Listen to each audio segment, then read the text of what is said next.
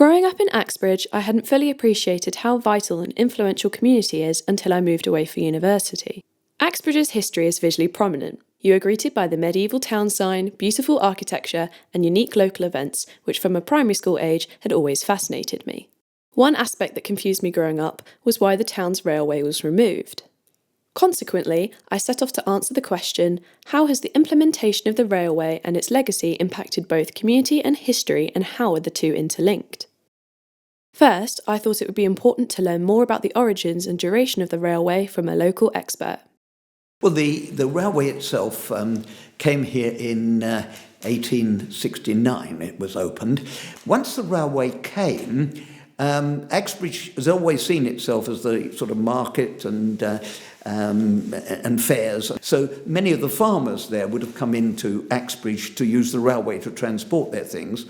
And when the railway arrived, one of the things that happened very quickly afterwards was that they actually got to a big market in early potatoes. And these, of course, could then go up to London, Birmingham, places like that. Unfortunately, then the Channel Isles actually started to come in on that market. But interestingly, then when you get to the 1880s, which is the time that the strawberries come in. And of course, the strawberries could not have been done without having the railway there, because getting them to market was absolutely essential to do very, very quickly. Of course, it became the strawberry line because of its effect on there. But certainly it did mean that you could have commuting up to Bristol and various things of that sort. Two aspects to it is the freight and the passenger. And actually, when that became a major issue later on, when the railways closed, because at that time the railway was making a profit. And this is the time of, we're talking here about the Beeching cuts, or as I always like to call it, the Marples cuts, because he was the Minister of Transport at the time who got Beeching to come over and take all the flak. The line coming here, the Strawberry line, was making a profit. So what Beeching did then was to divide up the freight and the passenger and allocate costs to each and say, oh, look, the passenger side is making a loss, so we'll close the passenger side. And then, of course, all the costs go to the freight side. So the freight's making a loss, so you close the freight side. That did actually have a major impact on Axbridge. And the reason it had a major impact there is that for a few decades, with the coming of the motor car and buses and lorries and such like, all coming down the very narrow high street, it was a major, major problem. Now, with the railway not being there anymore, they very quickly put a bypass in there, and that had a significant effect in two ways, really. I mean, obviously, from the point of view of the people, it made a significant difference to their everyday lives, and it also meant that most of the traffic bypassed Axbridge.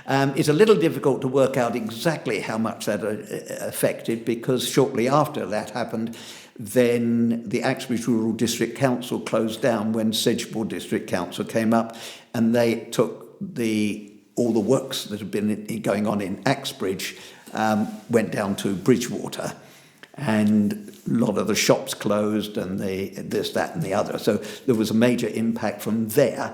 So it's very difficult to work out in those cases exactly what influence the railway had. Probably had more of the significance from farmers in the villages around, bringing their produce into Axbridge to send it off to the big markets and that side of things rather than the other. It also had an effect to a certain extent, obviously, on people commuting up to Bristol, and also, in fact, in some cases, for school children. When the railway closed, a group of us, and I was actually involved in this, set up the Cheddar Valley Railway Walk Society. It has now become a cycle route as well, up to Winscombe and up to the A38 originally, and then a new group was set up to do from Axbridge to Cheddar, because that's where the main school was. And the idea was that children would be able to go into Cheddar School cycling along the railway walk. And nowadays, people have to come through Axbridge, because they come up to the A38, then through Axbridge, and then on to the Axbridge Cheddar part of the line, which actually means that they stop in Axbridge and have a drink or have some food or whatever, and so it is helping the economy even today. The bypass aspect of it had a major impact when the railway closed, is reflected in the fact that they had a pageant. All of that is all part of the legacy of the railway. Although I had participated in Axbridge's pageant and possessed general knowledge, I thought best to interview the artistic director to learn more about its legacy and historical influence. I've been the artistic director of the Axbridge pageant for the last 3. The first one was in 2000, the second one was in 2010, and the third one was, due to COVID, delayed until 2022. I didn't quite realise what a big undertaking it was. The pageant in 2000 actually ended with the coming of the railway because of the coming of the bypass in 1967. A group of people felt that there should be something to mark the ending of something and a celebration of the fact that Axbridge became what it is today. And so the railway connected with the bypass and all of the rest of it. And so it was connected with Axbridge being liberated from traffic. Time I felt that I needed to bring it into the 20th century.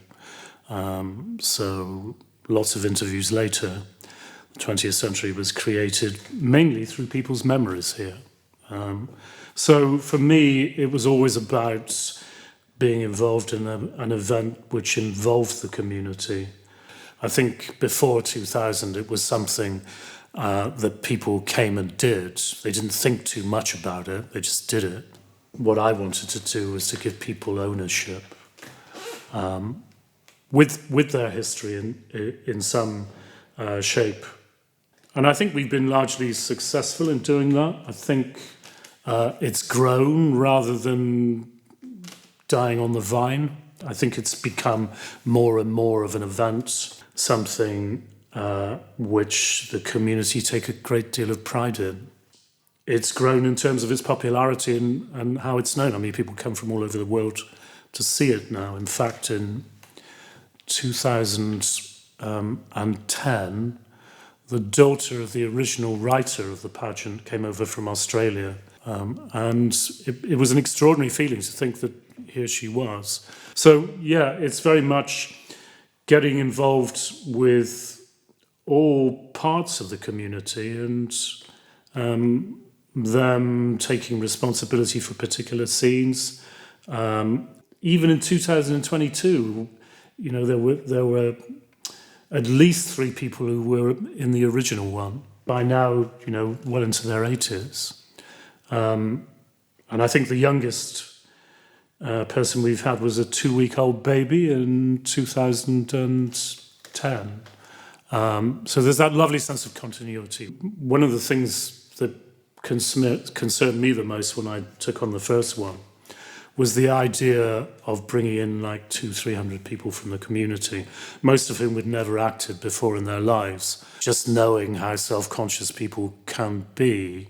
But it was nothing of the sort, actually, because it was such a big event and everyone were doing things. They just kind of launched themselves into it. And if that gives people a greater sense of belief in what they're doing, and I believe it does, then so be it. It would have been all too easy at the height of COVID to draw a line in the sand and admit defeat, and no one would have blamed us.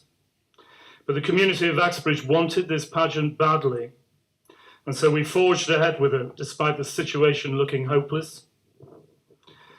Someone here then coined the phrase, "The pageant is exactly what Axbridge needs right now." And the rest is already history. Academic Catherine Grant asserts how historical reenactment allows participants and viewers to actively engage in making a historical event alive in the present. History can be taught through active engagement such as body gestures, costuming, and set design. Additionally, building the 20th century pageant scenes upon oral history and town folklore further illustrates how community constructs history and how history shapes community. In discussing how the physical structures of the railway influenced Axbridge, John Page also signposted an important community building. The old station is still there and has been used on a number of occasions for various community things with that sort, and has now become a men's shed. My name's Clive Jenkins. I'm the secretary of Axe Valley Men's Shed. Andy Lakin, chair of Axe Valley Men's Shed. Primarily is to provide a safe space for men to go, because it's a proven fact that men suffer from social isolation. So we provide a safe space here for people to come and talk and chat, and also and sing, and also provide opportunity to share experiences. You continually find out things that they can do, so different hobbies. So then you'll get the interaction building up. So somebody who was lonely in Axbridge and somebody who was lonely in Cheddar, and then they start chatting and other people get involved, because our overall ethos is all about men's mental health. Part of people taking ownership of this place is they commit to doing little bits and pieces. So it's about enabling people to become engaged in the project, overall project, and by coming engaged in the overall project, they sort of take ownership of it. Yeah. So this building is going to shortly be listed. That we have to be careful then what we want to do with the place. We're not going to renovate or restore to the original glory.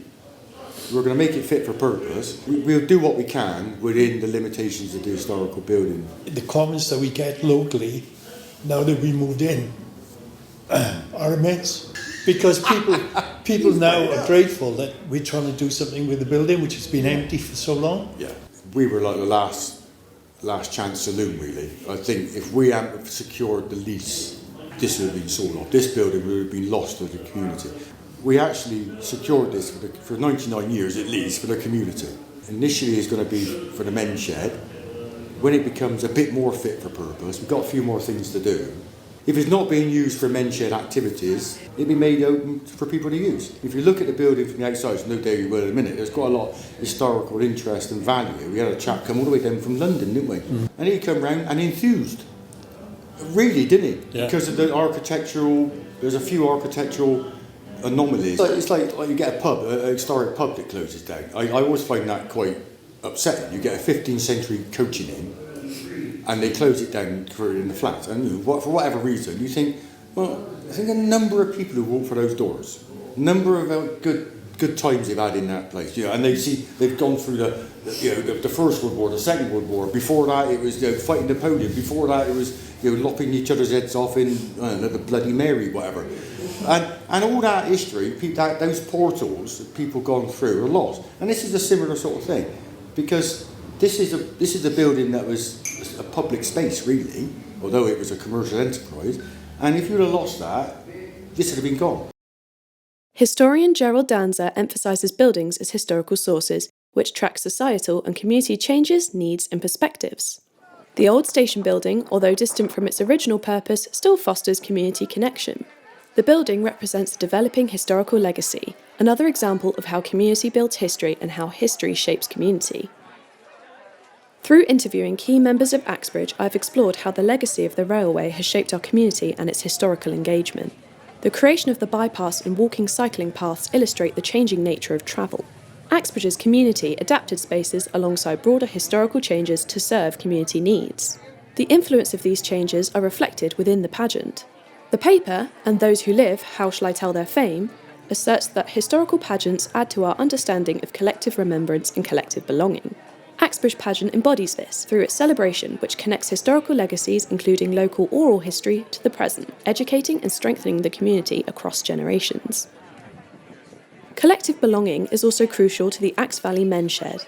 By preserving and developing the old railway station, the group engages and fosters community, illustrating how the building is a historical source for the development of Axbridge's identity.